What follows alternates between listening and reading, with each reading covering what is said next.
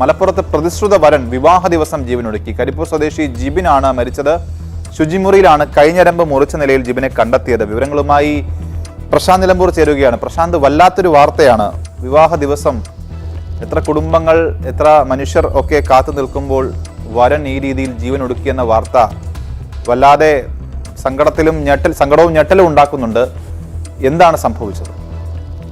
അനൂപ്, എന്താണ് മരണകാരണമെന്ന് വ്യക്തമല്ല, അല്ലെങ്കിൽ ആർക്കും അറിയില്ല. സ്വാഭാവികമായും ഇത്തരത്തിലൊരു സംഭവം ഉണ്ടാകുമ്പോൾ സുഹൃത്തുക്കൾക്കോ അല്ലെങ്കിൽ വീട്ടുകാർക്കോ ബന്ധുക്കൾക്കോ അയൽവാസികൾക്കോ ആർക്കെങ്കിലും ഒരു സൂചനയെങ്കിലും ഉണ്ടാവണം. പക്ഷേ ഈ ജിതിന്റെ കാര്യത്തിൽ അങ്ങനെയൊന്നും ഇല്ല എന്നുള്ളതാണ് ഏറ്റവും കൂടുതൽ ആശങ്ക ഉണ്ടാക്കുന്നത്. എന്താണ് സംഭവിച്ചതെന്ന് ആർക്കും മനസ്സിലായിട്ടില്ല. രാവിലെ വിവാഹത്തിന് ഒരുങ്ങുന്നതിന്റെ മുന്നോടിയായി ശുചിമുറിയിലേക്ക് പോയ ജിതിൻ കുറെ നേരം കഴിഞ്ഞിട്ടും വരാത്തതിനെ തുടർന്ന് വാതിൽ പൊളിച്ചു നോക്കിയപ്പോഴാണ് ശുചിമുറിയിൽ മരിച്ച നിലയിൽ കണ്ടെത്തിയത്. കൈഞ്ഞരമ്പ് മുറിച്ചാണ് മരിച്ചിരിക്കുന്നത്.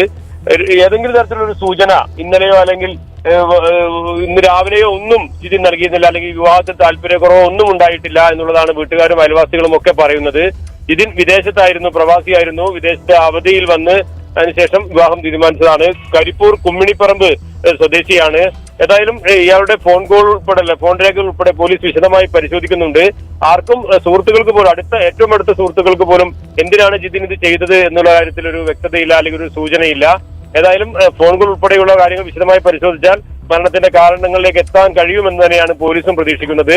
എല്ലാവരെയും സങ്കടപ്പെടുത്തലാക്കിയത് നേരത്തെ അനൂപ് പറഞ്ഞതുപോലെ തന്നെ വിവാഹത്തിന് ഒരുങ്ങി അല്ലെങ്കിൽ അവരുടെ വീട്ടുകാർ ഈ വിവാഹത്തിൽ പങ്കെടുക്കാൻ എത്തിയ നൂറുകണക്കിന് ആളുകൾ എല്ലാവരെയും സങ്കടത്തിലാക്കിയാണ് ജിതിൻ മരണത്തിന് കീഴടങ്ങിയത്. അതാണ് ഖദർ മണ്ഡപം ഒരുങ്ങി വധു കാത്തിരിക്കുന്നു. വധുവിന്റെ കുടുംബം, ജിബിന്റെ കുടുംബം, സുഹൃത്തുക്കളൊക്കെ ഒരു ശുഭമുഹൂർത്തത്തിനായി കാത്തിരിക്കുമ്പോൾ ഒരു മരണം.